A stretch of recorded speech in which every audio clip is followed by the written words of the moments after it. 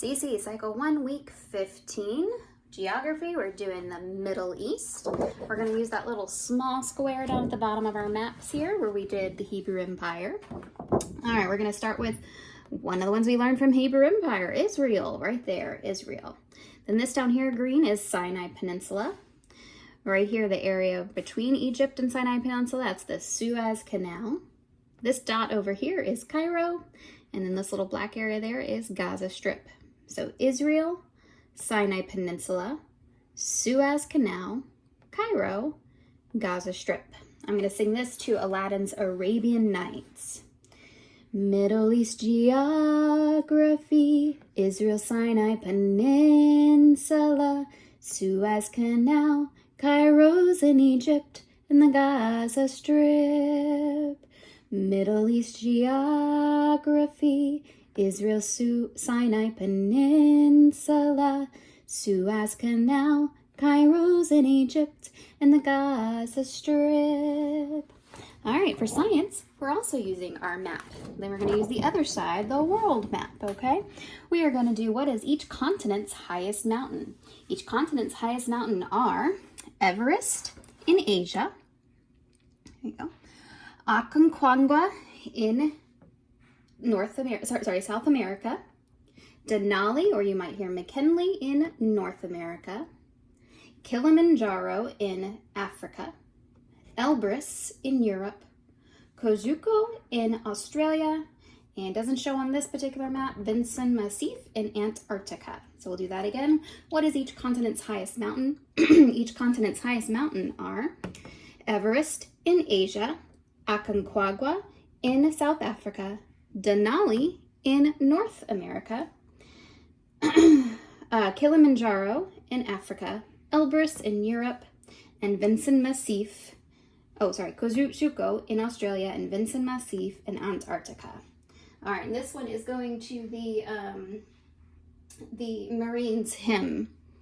What each continent's highest mountain is Everest in Asia, Aconcagua in South America, Denali in North America, Kilimanjaro in Africa, Elbrus in Europe, Kosciuszko in Australia, Vinson Massif in Antarctica. Each continent's highest mountain is Everest in Asia, Aconcagua in South America, Denali in North America, Kilimanjaro in Africa, Elbrus in Europe, Kosciuszko in Australia, Vinson Massif in Antarctica. Awesome. History, tell me about Prince Henry of Portugal. In 1400s, Prince Henry of Portugal founded the School of Navigation. His work advanced European exploration and trade, including slave trade. So in the 1400s, we're going to do a 1 and a 4. So in the 1400s, for Prince, you're going to take a P, which is 2 fingers with your thumb in the middle. Tap it on your shoulder and take it down to your waist for a little sash. Prince Henry, and he founded the School of Navigation. We do this in our timeline, so we're gonna do that. School of Navigation. His work advanced, which means it pushed it forward. So we're gonna jump over forward, push forward. His work advanced European exploration, so let's explore, and trade, like we did last week, trade, including slave trade. So we're gonna do slave hands here. All right, so in the 1400s, Prince Henry of Portugal founded the School of Navigation. His work advanced European exploration and trade, including slave trade. In 1400s, Prince Henry of Portugal founded the School of Navigation. His work advanced European exploration and trade, including slave trade. All right, down here too, metric measurements for our math. Metric measurements, we have 10 millimeters equals 1 centimeter. 100 centimeters equals 1 meter.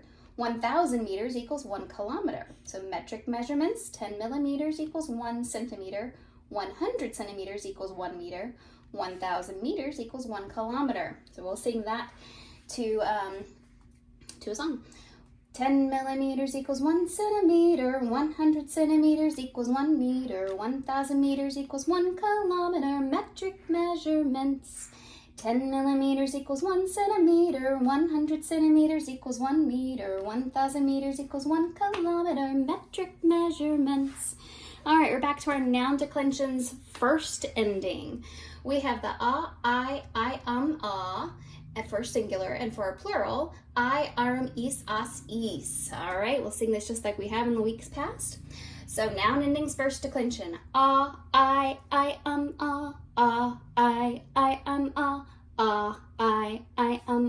singular first declension. I, arm, is, as, is. I, arm, is, as, is. I, arm, is, as, is. Plural first declension. All right, helping verbs. We learned last week what the helping verbs are. Now we're going to start learning the helping verbs. We have do, does, and did are our first three helping verbs. Helping verbs do, does, and did. I'm going to repeat the song from last week and we'll continue singing it with all of these words for the next coming weeks.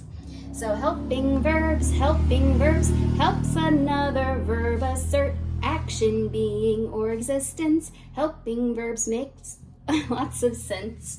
Do, does, did. Do, does, did, do, does, did, do, does, did, do, does, did, do, does, did, do, does, did, helping verbs. All right, finally we have our timeline.